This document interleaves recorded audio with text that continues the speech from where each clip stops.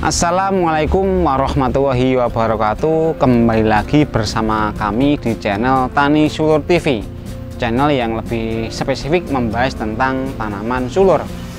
Pada kesempatan kali ini saya berada di lahan tanaman kacang yang merupakan video dari lanjutan yang kemarin part sebelumnya, dan saat ini sudah berumur 11 hari. Dan bisa dilihat di kanan kiri saya, saat ini tanaman memang seperti yang kita set sebelumnya. Ada yang jarak atau dilubangi satu lubang, dan ada yang memang sesuai dengan lubang tanamnya.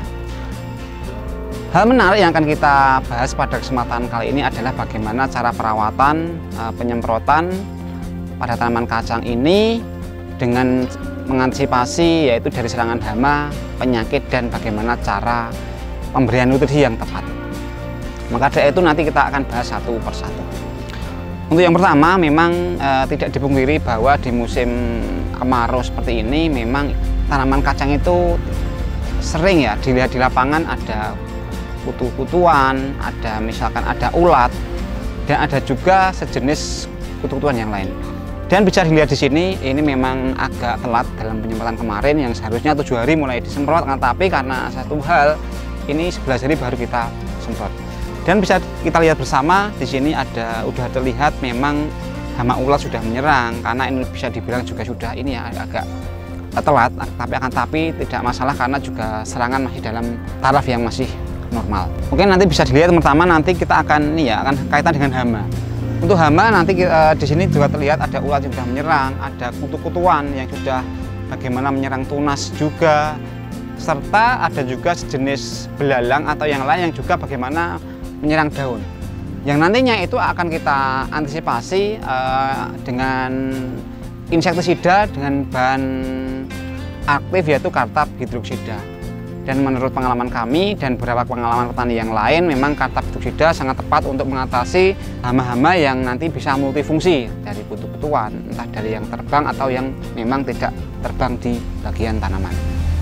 Untuk dosis nanti kita menggunakan yaitu 1 sendok makan, sekitar nanti kalau di gram ya sekitar 10 gram per 1 tangki 16 liter air. Itu untuk mengantisipasi hal tersebut. Untuk yang kedua, kita juga akan bicara tentang penyakit. Juga di saat ini memang ini ya bisa dikatakan sekarang musim kemarau, tapi juga kadang sering terjadi hujan. Maka dari itu tetap kita menggunakan mineral pelindung tanaman, yaitu untuk mengantisipasi atau menetralkan keasaman dari bagian tanaman agar jamur atau bakteri tidak tumbuh di dalam tanaman yang kita tanam.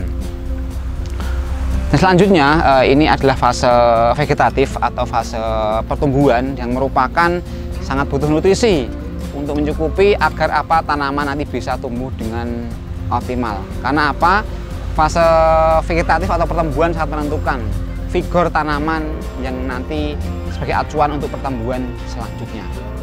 Maka dari itu, dari pengalaman sebelumnya untuk tanaman sulur ini kita menggunakan yaitu nutrisi dengan kandungan ada NPK-nya, ada asam aminonya juga, serta enzim yang sangat membantu dalam proses pemaksimalan nutrisi yang kita berikan. Itu nanti kita juga akan menggunakan dengan dosis yaitu sekitar 2 tutup, kalau diukur sekitar 30 mili per tangki 16 liter. Dan insya Allah itu adalah sebagai antisipasi sejak awal di masa vegetatif atau pertumbuhan ini, sehingga nanti bagaimana tanaman yang kita tanam ini bisa lebih terantisipasi dari serangan hama, penyakit, serta bagaimana tercukupinya nutrisi yang kita berikan untuk menunjang pertumbuhan tanaman.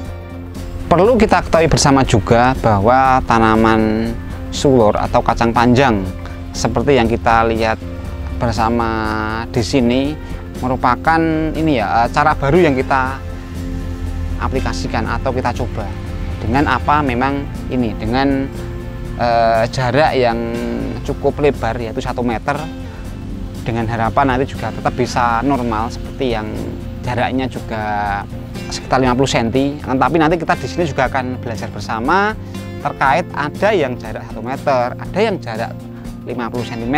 Nanti bagaimana nih hasil selanjutnya. Akan tetapi untuk perawatan kita sama, yaitu tetap bagaimana, entah yang jarak berapa, itu juga tetap sama pemberian nutrisinya ataupun dalam aplikasi untuk hama ataupun antisipasi serangan penyakit yang akan menyerang tanaman ini. Untuk yang lain kita juga akan sampaikan, yaitu sebagai pemaksimal dari apa yang kita aplikasikan.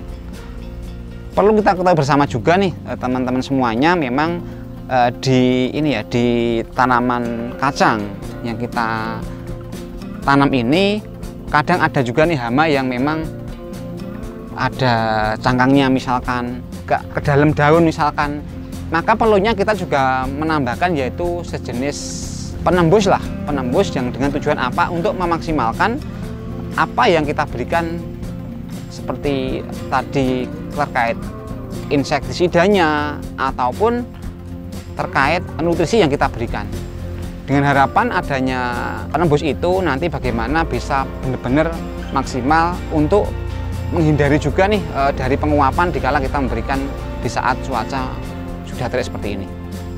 Maka dari itu nanti kita juga mengaplikasikan penembus itu. Untuk dosis penembus ini kita menggunakan sangat irit, yaitu 0,25 ml per liter air.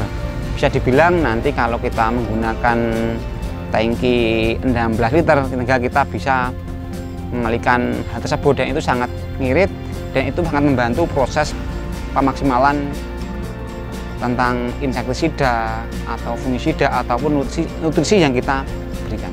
Oke sahabat tani semuanya, kesimpulan yang bisa kita sampaikan pada kesempatan kali ini adalah ada 3 hal. Yang pertama adalah bagaimana mengantisipasi serangan hama pada tanaman kacang ini dengan menggunakan bahan aktif yaitu Cartap hidroksida untuk mengantisipasi serangan ulat, kutu-kutuan, serta nanti penggirek daun. Untuk yang kedua, kita bagaimana menggunakan yaitu mineral pelindung tanaman untuk mengantisipasi dikala ada serangan jamur, karena sekarang musimnya juga tidak menentu. Yang ketiga, kita mengaplikasi yaitu nutrisi. Kita menggunakan kandungan tadi ada NPK-nya, serta ada enzimnya, serta asam amino yang sangat dibutuhkan oleh tanaman di masa pertumbuhan seperti ini. Serta tak lupa tadi tambahan lagi menggunakan penembus agar apa yang kita sampaikan tadi, kita aplikasikan tadi dapat lebih maksimal terserap oleh tanaman. Oke sahabat tani semuanya, itu dulu yang bisa kita sampaikan. Apabila video ini bermanfaat, pastikan untuk like, share, dan komen, dan pastikan tunggu video kami selanjutnya. Salam Tani Sulur Indonesia. Wassalamualaikum warahmatullahi wabarakatuh.